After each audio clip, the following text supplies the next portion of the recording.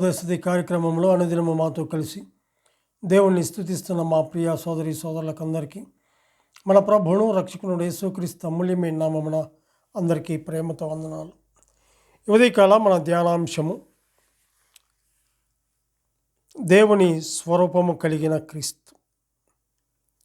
దేవుని స్వరూపము కలిగిన క్రీస్తు. పరిశుద్ధ గ్రంథమైన బైబిల్లో నుంచి కొలసలకు రాసిన పత్రిక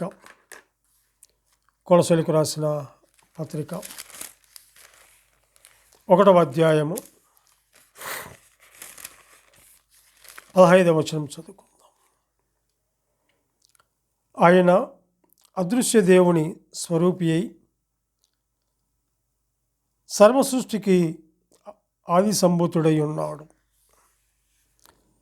మనం గమనించినట్లయితే ఆయన ఎంతో నమ్మదగిన వాడు, గొప్పవాడుగా మనం చూస్తుంటున్నాం.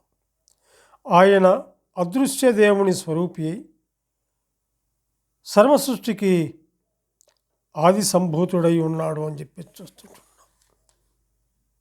అయితే ఇక్కడ గమనించినట్లయితే మరి కనబడని దేవుని స్వరూపము కలిగిన క్రీస్తు.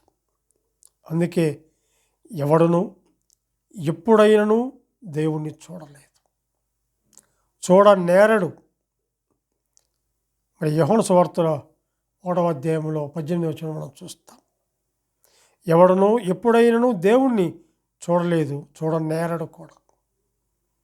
ఆయన ఆత్మస్వరూపము కలిగిన వాడు కనుక మాంసయుక్తమైన మరి కంటికి కనపడలేదు. అనాది నుండి దేవుని భక్తులు దేవుని చూడవాలని కోరిక కలిగి ఉన్నారు కనుక దేవుడు క్రీస్తుగా మరి భూలోకములో జన్మించినట్లుగా చూస్తాం. కనబడని దేవుని స్వరూపము కలిగిన క్రీస్తు. ఈయన ఎవరు అంటే ఈయన గమనించినట్లయితే ఆయన అదృశ్య దేవుని స్వరూపి అయి సర్వసృష్టికి ఆది సంభూతుడై ఉన్నాడు. ఆది సంభూతుడు.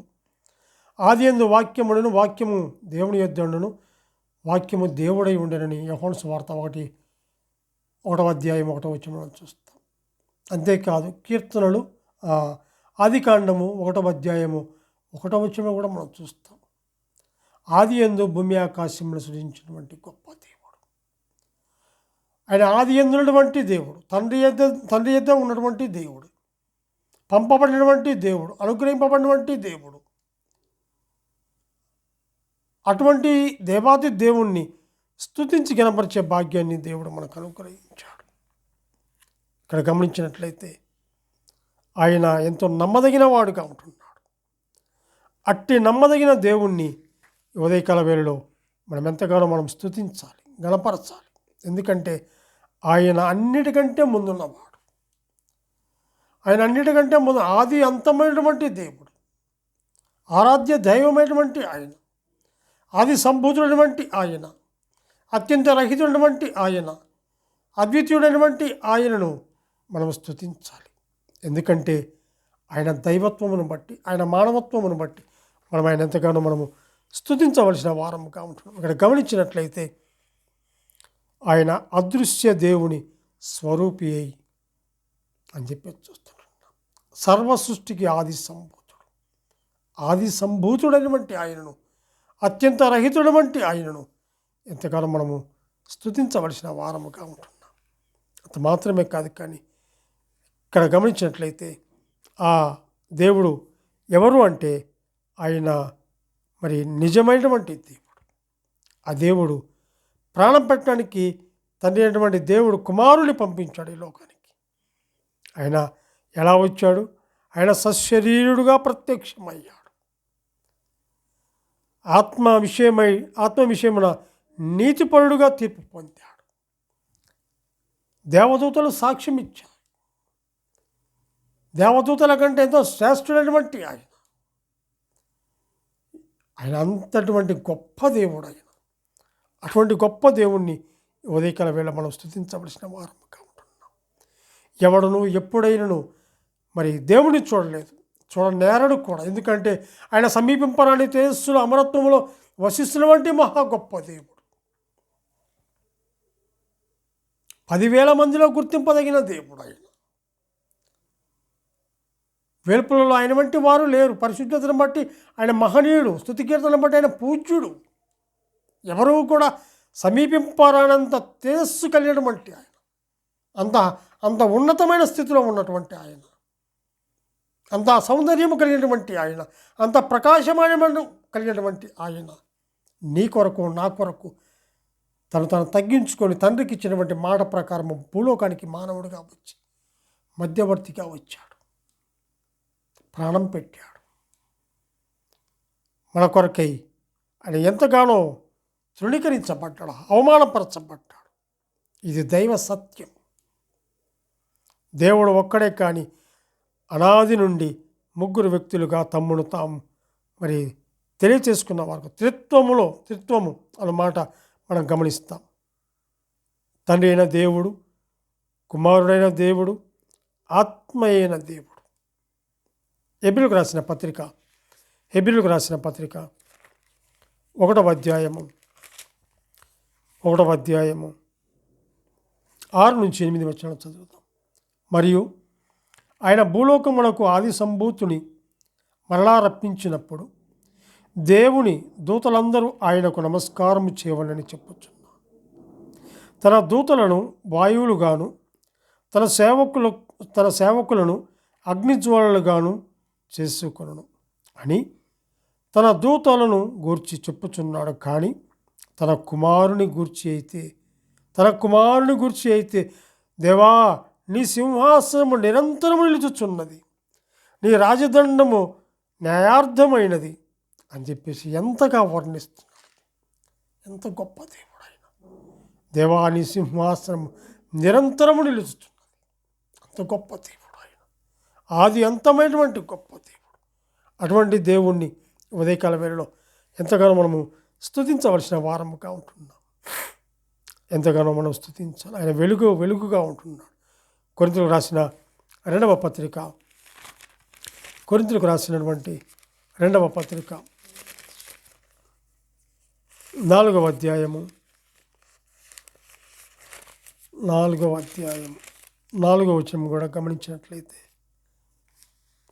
దేవుని స్వరూపి అయిన క్రీస్తు మహిమను కనపరుచు సువార్త ప్రకాశము వారికి ప్రకాశింపకుండు నిమిత్తము ఈ యుగ సంబంధమైన దేవత అవిశ్వాసులైన వారి మనోనేత్రములకు గుడ్డితనము కలుగు చేస్తుంది. ఇక్కడ మనం ఒక మాట చూసినట్లయితే, దేవుని స్వరూపి అయిన క్రీస్తు, దేవుని స్వరూపి అయినటువంటి క్రీస్తు, అటువంటి దేవాతి దేవుణ్ణి ఉదయకాల వేళలో మనం స్తుతిస్తుంటాం. ఇదే 4:6లో కూడా గమనించినట్లయితే, అక్కడ అంధకారంలో నుండి వెలుగు ప్రకాశించును గాక అని పలికెను. దేవుడే తన మహిమను గూర్చి జ్ఞానము మరి యేసుక్రీస్తునందు వెల్లడిపరచుటకు మా హృదయములలో ప్రకాశించును అంటూ అక్కడ గమనిస్తే, మేము మమ్మను గూర్చి ప్రకటించుకోలేదు, కానీ క్రీస్తు యేసును గూర్చి ఆయన ప్రభువనియు మమ్మను గూర్చి యేసు నిమిత్తము మేము మీ పరిచారకులమని ప్రకటించుచున్నాము. అక్కడ గమనిస్తే గమనించి క్రీస్తు యేసు, ఆయన ఎవరు? క్రీస్తు యేసు, వెలుగైనటువంటి దేవుడు. యేసుక్రీస్తునందు వెల్లడిపరచుటకు మా హృదయంలో ప్రకాశించాడు. మన హృదయంలో ప్రకాశించినటువంటి గొప్ప దేవుడు. అటువంటి గొప్ప దేవుణ్ణి ఉదయకాల వేళలో ఎంతగానో మనం స్తుతించవలసిన వారముగా ఉంటాం. ఆయన ఇంకా ఎవరు అంటే, యోహాను సువార్త 14వ అధ్యాయం 9వ వచనంలో కూడా గమనిస్తే, 14వ అధ్యాయము 9వ వచనంలో కూడా గమనించినట్లయితే 2వ లైన్లో, నన్ను చూచిన వాడు తండ్రిని చూచి ఉన్నాడు కనుక తండ్రిని మాకు కనుపరుచుమని ఎలా చెప్పుచున్నావు? నన్ను చూచిన వాడు తండ్రిని ఎవడను ఎప్పుడైనను ఆయన చూడను లేదు, చూడనేరడు కూడా. ఎందుకంటే ఆయన అంత తేజస్సు కలిగినటువంటి వాడు, తేజోమయుడిగా ఉంటున్నాడు. ఆయన ఎంత గొప్ప వెలుగైనటువంటి దేవుడు అంటే ఆయన మరి ఈ నేత్రాలు కూడా కన్ను ఈ నేత్రాలతో కూడా చూడటానికి కూడా ఈ నేత్రాలు సరిపోవు. అటువంటి వెలుగైనటువంటి దేవుడు ఉదయకాల వేళలో ఆయన స్తుతించి గణపరిచే భాగ్యాన్ని దేవుడు మనకు అనుగ్రహించాడు. సమస్తమునకు ఆధారభూతుడైనటువంటి దేవుడు, ఆయన అద్వితీయుడైనటువంటి దేవుడు, సృష్టికర్త, సృష్టికి నిర్మాణకుడు.